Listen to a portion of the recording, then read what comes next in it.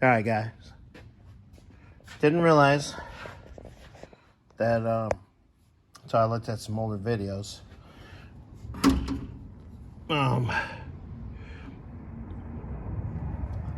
There's a spacer. So, found the spacers, found the bolts, still put U-clips, J-clips, whatever you guys want to call them. That way we don't have to do a bolt through and through. So I'm just getting started on this right now.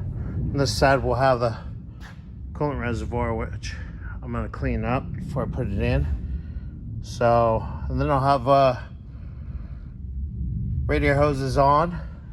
I'll figure the routing for the heater core hoses that will make us all happy. Don't get too hot from the header. All that good stuff. So yeah. Quick little update there. We'll get another one going here in a few.